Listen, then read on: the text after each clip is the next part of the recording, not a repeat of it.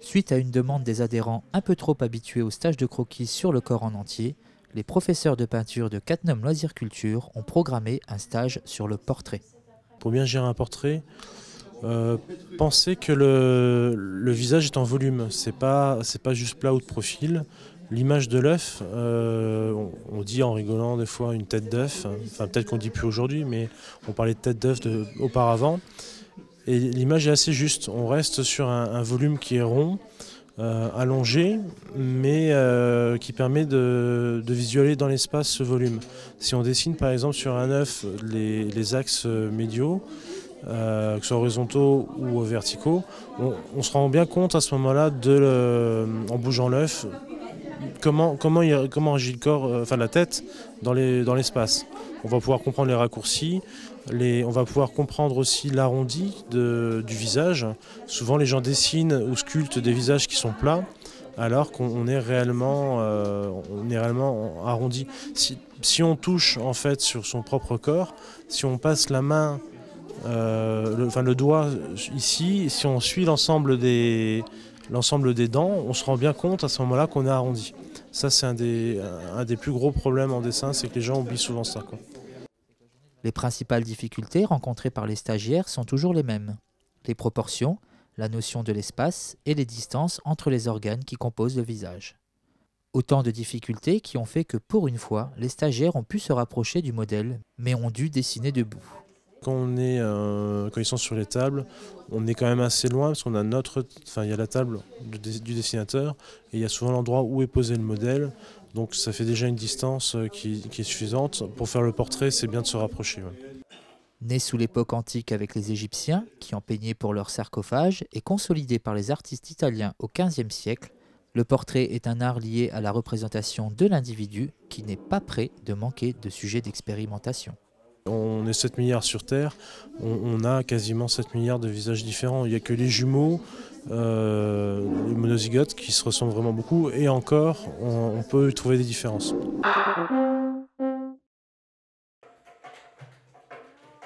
Pour clôturer sa série d'animations et de projections dans le cadre du Festival du film arabe, la médiathèque a convié les CP, CE1 et CE2 de l'école Georges Pompidou à une matinée de contes orientaux.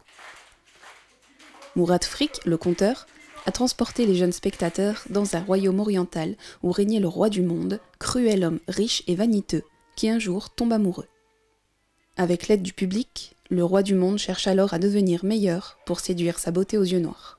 Ce conte, il transmet beaucoup de choses. La première chose qu'il transmet, ou du moins la première question qu'il pose, c'est quelles sont les vraies richesses ? De quoi est-on vraiment riche ? Et sert-il à quelque chose de posséder et de surposséder ? Après, voilà, chacun se fait ses réponses. Et puis, voilà, ce conte parle beaucoup d'amour. Et voilà, donc l'amour, dans ce conte, en tous les cas, est désigné comme une richesse bien plus importante que bien d'autres richesses matérielles qu'on désigne habituellement. Le jeune public impliqué dans le spectacle a été conquis. Lançant des compliments au roi du monde, participant à un concours de pleurs ou dansant avec le roi, les élèves ont été totalement transportés. Et si la formule du spectacle interactif n'est pas nouvelle, elle a été une révélation pour Mourad à ses débuts au théâtre. Je faisais du théâtre, mais j'étais un petit peu malheureux au théâtre. J'avais toujours des problèmes avec le 4e mur. Et puis, j'utilisais parfois le conte dans des colos, des choses comme ça. Puis, j'aimais bien en lire. Et puis, un jour, un copain me dit « Tiens, t'es au courant, il y a des spectacles, il y a un festival de contes à Nancy. On n'irait pas voir ça ?»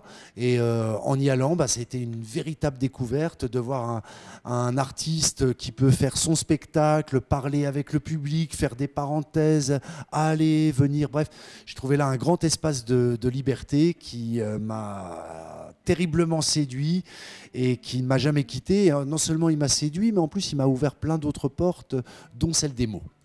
Pour ce conte, Mourad a souhaité être accompagné par Fawzi, un ami musicien passionné. Alternant les instruments pour créer une ambiance musicale dans le thème, il a également proposé des chansons en arabe pendant les pauses du récit. Pour finir, il a tenu à présenter ses instruments aux élèves, et plus particulièrement un instrument traditionnel oriental, le oud. Et je l'ai accompagné effectivement au luth et au violon, un peu de percussion, mais Mourad aussi, il manipule aussi la percussion facilement, donc c'est bien. Et il m'a accompagné. Le mot luth, il vient du mot oud, en arabe, qui veut dire bâton, le morceau de bois. Bon, mais ça veut dire qu'il est construit à partir d'une pièce en bois. Les Occidentaux, ils disent oud, mais comme ils ont adopté le oud au Moyen-Âge, et ils l'ont appelé luth. Et alors on trouve le mot lauto, etc., avec liudo, quelque chose comme ça, en fonction des pays, des langues anglaises, turques, espagnoles, on va trouver la même racine du mot oud, alors avec une transcription différente. Alors ce n'est pas le D, en français, c'est passé au T, TH. On dit le luth, L-U-T-H. Fier du succès de cette nouvelle édition du Festival du film arabe délocalisé, la médiathèque prépare d'ores et déjà une nouvelle série d'animations autour de l'Orient pour fin 2017.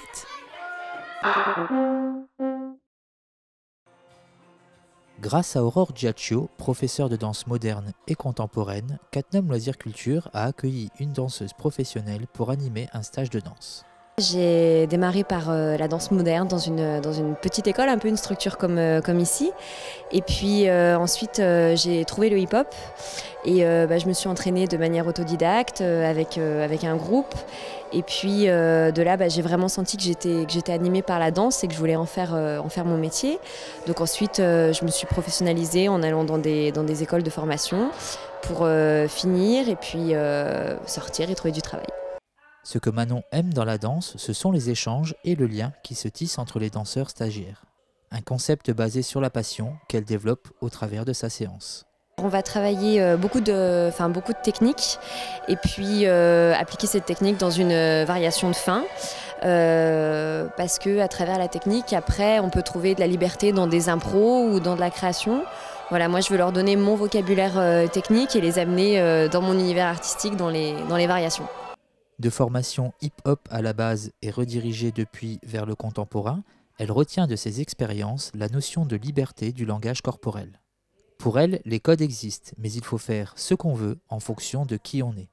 Et ce qui va compter pour un corps soumis à rude épreuve, c'est surtout la façon dont il est préparé.